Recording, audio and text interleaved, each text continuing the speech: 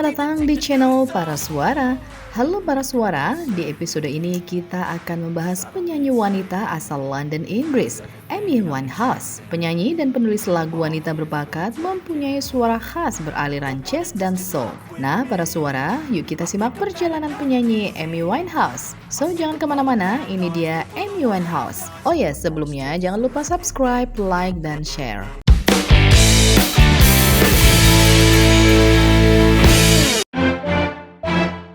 Amy Jade Winehouse lahir 14 September 1983 di Southgate, London, Inggris, dari ayah Mitchell Winehouse dan ibu Janice. Ayahnya Mitchell Mitch Winehouse adalah pemasang panel jendela dan kemudian seorang supir taksi. Ibunya Janice Winehouse, née Seton, adalah seorang apoteker. Amy memiliki kakak laki-laki Alex, lahir pada tahun 1979, dan keluarganya tinggal di daerah Southgate, London, di mana ia bersekolah di sekolah dasar Oxford. Neneknya, Cynthia, menyarankan agar Amy menghadiri sekolah teater Susie Earnshaw, di mana ia pergi pada hari Sabtu untuk melanjutkan pendidikan vokalnya dan belajar mengetuk tarian. Dia menghadiri sekolah selama 4 tahun dan mendirikan grup rap berumur pendek bernama Sweet and Sour dengan Juliet Ashby, teman masa kecilnya, sebelum mencari pelatihan penuh waktu di sekolah teater Sylvia Young. Ketika berusia 16 tahun, ia mulai menyanyi secara profesional setelah temannya, Taylor James, memberi kaset demonya ke seorang A&R. Ia dikontrak oleh Island or Universal di bawah manajemen 19 manajemen milik Simon Fuller. Bakatnya ditemukan oleh penyanyi Taylor James ketika dia berumur 16 tahun, dan pada 2003 album debut Winehouse berjudul Frank dirilis. Ternyata sambutannya sangat positif, sehingga dia kembali membuat album kedua, Back to Black, yang dirilis pada Oktober 2006 dan mencapai tangga nomor 1. Pada Mei 2006, lagu demo Winehouse seperti You Know I'm No Good dan Rehab muncul di acara radio Mark Ronson, New York di East Village Radio. Ini adalah beberapa lagu baru pertama yang diputar di radio setelah rilis Pumps, dan keduanya dijadwalkan untuk muncul di album keduanya. Album 11 lagu selesai dalam 5 bulan.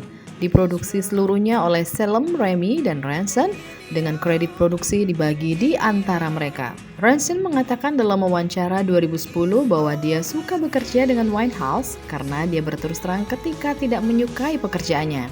Winehouse mengira ketika mereka pertama kali bertemu, Ranson adalah seorang ahli teknik suara, dan Winehouse mengharapkan bertemu dengan seorang pria yang lebih tua yang berjanggut. Promosi Back to Black segera dimulai, dan pada awal Oktober 2006, situs web resmi Winehouse diluncurkan kembali dengan tata letak baru dan klip lagu-lagu yang sebelumnya belum pernah dirilis. Back to Black dirilis di Inggris pada 30 Oktober 2006.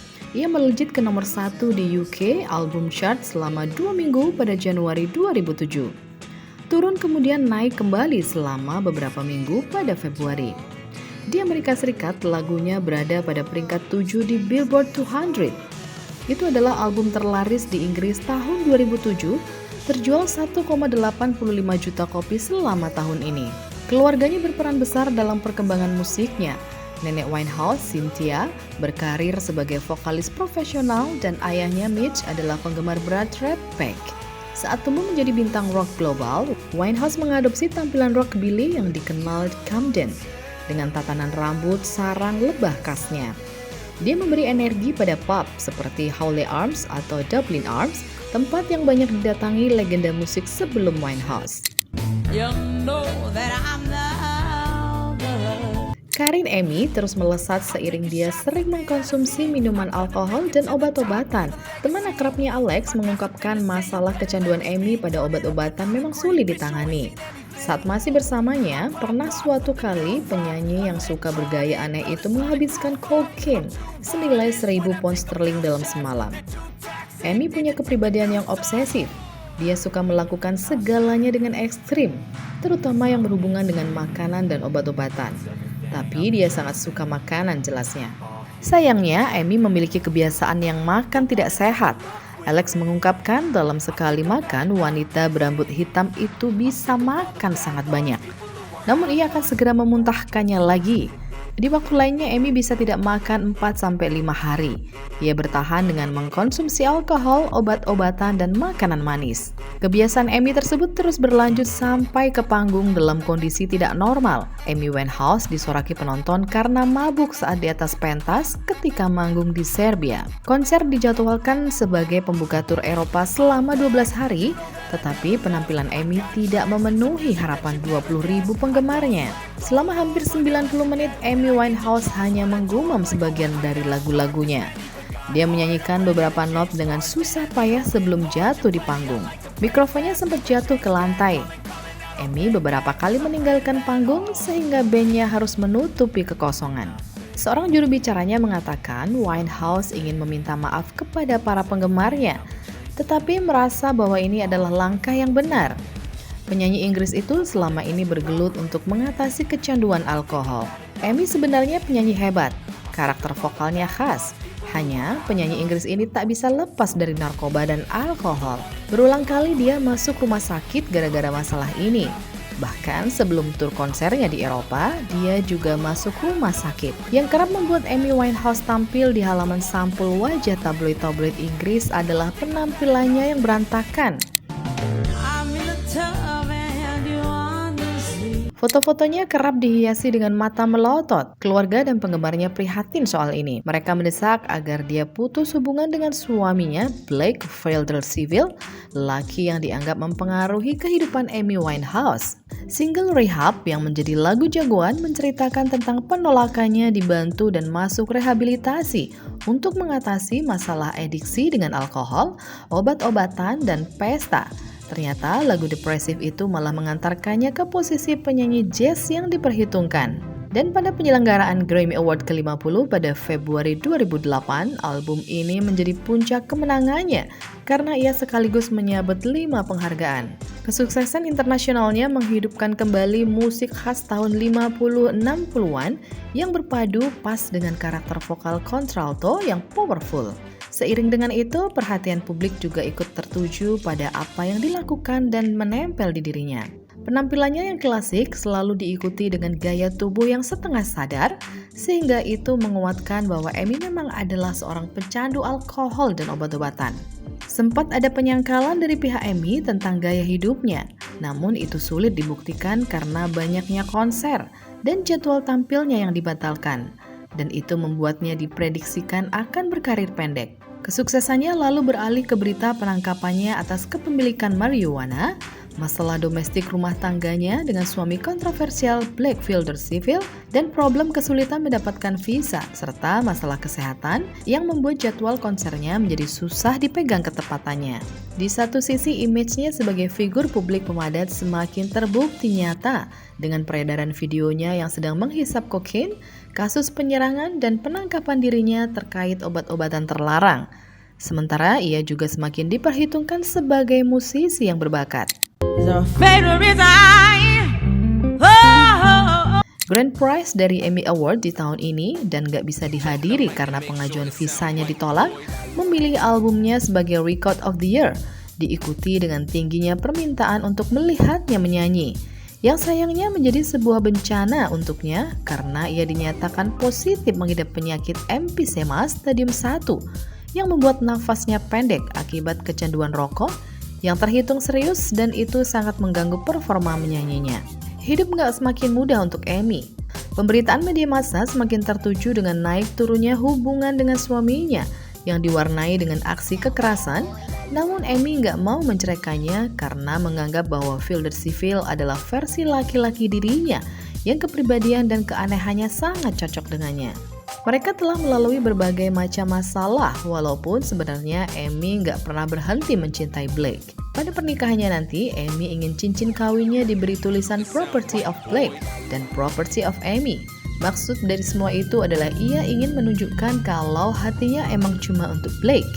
Tapi sejak itu, Winehouse telah dirawat karena kecanduan narkotika dan Felder-Civil telah menghabiskan waktu di penjara. Felder-Civil dijebloskan ke penjara karena ia dengan sadar mengakui bahwa ia memukuli seorang pemilik pub pada tahun 2006. dan bersekongkol untuk menutupi aksi kejahatannya tersebut. Pernikahan itu tidak berlangsung lama. Amy Winehouse mengakhiri 2 tahun kehidupan rumah tangganya dengan Blake Filder-Civil. Ketika pasangan itu diresmikan bercerai dalam proses perceraian di London, baik Winehouse maupun Filder-Civil ternyata sama-sama tidak hadir dalam proses singkat di Pengadilan Tinggi Perceraian Keluarga.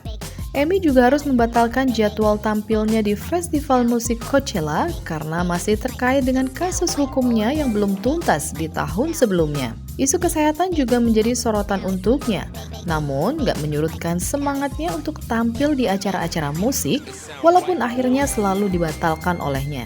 Amy kembali bersinggungan dengan kasus hukum. Kali ini adalah tuntutan penyerangan kepada seorang theater manager, Richard Pound, yang mengadukan ke polisi bahwa Amy menjambak rambut, meninju, dan menendangnya karena Richard meminta Amy untuk bergeser kursi di acara pementasan Cinderella di sebuah teater di Inggris. Anger management memang juga menjadi salah satu masalah Amy yang sulit dikendalikan. Gak banyak yang dilakukan Amy, ia terdengar mempunyai proyek mengerjakan single It's My Party milik Leslie Gore untuk album tribute Quincy Jones dengan Mark Ronson, seorang musisi dan produser musik asal Inggris. Bersama Mark juga merancang album ketiganya, namun beberapa kali terhambat akibat kesulitannya untuk bepergian dengan penolakan visa yang terus berlanjut, sehingga membuatnya ingkar janji kepada semua penggemarnya tentang album baru yang sebelumnya sudah dijanjikannya. Amy juga terlihat tampil dalam sebuah acara musik bersama Mark Ronson, namun mengacaukan sendiri penampilannya saat menyanyikan track Valerie, di mana liriknya kacau balau, dan setelah itu ia terlihat minum dan rusuh di belakang panggung. Kondisi itu mulai memperburuk kondisi Amy sebagai penyanyi. Ini bisa dibilang adalah kemunduran untuk Amy. Beberapa penampilannya di atas panggung bukannya mengundang tepuk tangan, malah menuai sorakan kekecewaan dari penonton atas aksi panggungnya yang memburuk. Di bulan Februari, ia tampil di Dubai dengan hasil mengecewakan karena tampil dalam keadaan mabuk. Begitu pula saat ia menggelar konser keliling Eropa, di mana saat tampil di Belgrade, ia benar-benar buruk karena kembali tampil dalam keadaan mabuk, yang membuatnya lupa sedang berada di kota apa, lupa nama-nama anggota bandnya saat ini, memperkenalkan mereka ke penonton. Her final performance was one of her worst, drunken and chaotic. Setelah itu, jadwal konsernya pun banyak yang dibatalkan. Melihat kondisi Amy makin memburuk, ia memutuskan untuk masuk panti rehab setelah mendiskusikannya dengan label rekaman, manajemen, keluarga, dan dokter. Dia datang karena sadar dia membutuhkan penanganan spesial untuk melanjutkan pengobatannya dari kecanduan narkoba dan alkohol. Amy masuk rehab atas persetujuan yang dibuatnya sendiri dan akan berlanjut menerima dukungan penuh atas segala konsekuensinya. Universal Music Group tidak menginginkan apa-apa selain melihatnya menghabiskan waktu yang dibutuhkan untuk kembali dengan kesehatan penuh dan memenuhi potensi. Label tersebut selalu memberikan perhatian lebih pada Amy dan menyerahkan kepada keluarga dan para dokter untuk mengambil langkah terbaik. Semua menginginkan agar Amy memulihkan kondisinya sebelum semua dampak buruk terjadi dan mereka akan selalu berada di sampingnya, kapan dan dimanapun ia membutuhkan. Selain masalah kecanduan, Amy Winehouse juga menghadapi tantangan dengan kesehatan mentalnya. Dia didiagnosis menderita gangguan bipolar yang seringkali mempengaruhi mood dan kesejahteraannya secara keseluruhan. Meskipun dia mencoba untuk mencari bantuan profesional, perjuangannya dengan kesehatan mentalnya tetap menjadi bagian yang signifikan dari kisah hidupnya. Merosotnya kondisi Winehouse didokumentasikan dengan baik. Paparazzi mengikutinya kemana-mana, mencoba mendapatkan gambar sensasional dari superstar yang tidak dapat mengendalikan diri. Kamera bahkan tidak berhenti ketika Amy memeriksakan diri ke fasilitas rehabilitasi Priori di London Barat Daya untuk kedua kalinya. Amy membatalkan penampilannya di Rock and Seine Festival di Paris, Prancis, hanya 11 jam dari jadwal yang sudah ditentukan. Menurut juru bicaranya, Amy mengalami demam dan harus beristirahat di rumahnya di London, Inggris. Namun pihak panitia tidak tinggal diam. Mereka melakukan pengecekan ke jasa ambulan di London. Mereka menemukan fakta bahwa tidak ada satupun ambulan yang dikirim ke rumah penyanyi itu. Pihak panitia akan menempuh jalur hukum apabila Amy tidak bisa memberikan alasan yang benar mengenai pembatalan tersebut. Panitia akan menuntut penyanyi itu apabila ia tidak bisa hadir 2 jam sebelum jadwal manggungnya. Sedihnya ternyata dia tidak mampu memenangkan pertarungan itu. Dia kembali minum seminggu setelah dia menyatakan diri berhenti minum. Sayang, semua kondisi negatif di diri Amy membuat reputasinya mulai redup. Meskipun singlenya berjudul Rehab sangat digilai, tetapi karena kelakuannya tersebut membuat dia mulai ditinggalkan penggemar. Her drinking had definitely increased, yes. Meskipun mendapat penolakan untuk masuk ke Amerika Serikat, bukan berarti Amy tak bisa diakui dunia. Nyatanya dia berhasil menyabet 5 penghargaan Grammy pada Februari 2008 dari 6 nominasi yang diraih. Dia juga sempat 3 kali masuk nominasi penghargaan Ivor Novello, termasuk pada Mei 2008. Untuk pertama kalinya, Amy berkesempatan meraih penghargaan Grammy. Album Black to Black miliknya dengan lagu hits Rehab menyita banyak perhatian. Di samping kehidupannya yang terlalu banyak masalah. Dalam wawancara lain, Amy mengatakan bahwa dirinya menulis lagu untuk menghasilkan sesuatu yang baik dari kehidupannya yang buruk. Rasanya aku ingin mati jika tak menuliskan apa yang kurasakan. Aku ingin melakukan itu untuk diriku. Ini bukan sesuatu yang luar biasa, ucapnya. You should be stronger than me. Tanggal 23 Juli 2011, Amy Winehouse ditemukan meninggal di rumahnya di London berusia 27 tahun. Dia ditemukan sudah tidak bernyawa di rumahnya dengan dikelilingi botol minuman keras yang sepertinya sempat dikonsumsinya. Hasil otopsi memang mengumumkan adanya keracunan akibat kadar alkohol dalam darah yang mencapai 416 mg per desiliter. Namun tidak ada kandungan narkoba dan saat meninggal, organ tubuh Amy masih dalam kondisi baik. Kabar kematian Amy Winehouse mengejutkan publik Inggris, khususnya di ibu kota London. Pihak rumah sakit menyatakan adanya kandungan alkohol dalam tubuhnya ketika dia meninggal dunia. Kandungan tersebut sangat banyak sehingga disinyalir sudah terakumulasi selama berhari-hari. Fakta ini sekaligus menepis kecurigaan bahwa Amy meninggal karena narkoba. Dr. Christina Romit selaku dokter pribadi Amy juga mengungkapkan bahwa pasiennya tersebut sempat menemuinya pada malam sebelum kematiannya. Saat itu Amy memang sangat mabuk, namun dia masih bisa merespon percakapan dengan baik. Amy sempat mengungkapkan bahwa dirinya tidak ingin mati. Amy Winehouse menambah panjang daftar anggota The 27 Club atau The Forever 27 Club. Itu sebutan bagi selebriti yang meninggal di usia 27 tahun seperti Kurt Cobain, Jim Morrison, Jimi Hendrix, dan beberapa nama lain. Kedua orang tua Amy, Mitch Winehouse dan Janice Winehouse, merasa terpukul dengan kepergian mendadak putrinya tersebut. Pada saat mendengar berita kematian putrinya itu, mereka sedang berada dalam penerbangan ke New York. Mitch sempat tak percaya saat mendengar kabar putrinya ditemukan tak bernyawa lagi. Well-documented problems with drink and drugs and... Meski merasa terpukul, ibunda Amy, Janice, berusaha untuk tegar menerima kenyataan tersebut. Ia mengaku sebelum kepergiannya, dirinya melihat putrinya tersebut terlihat bahagia dan bersemangat. Menurut temannya Alex Foden, pelantun Rehab, itu percaya dirinya akan masuk dalam klub 27. Amy selalu bilang padaku kalau dia berpikir akan meninggal di usia muda, dan dia tahu kalau dia akan menjadi bagian klub 27, ujar Alex yang pernah tinggal bersama Amy pada Daily Mirror.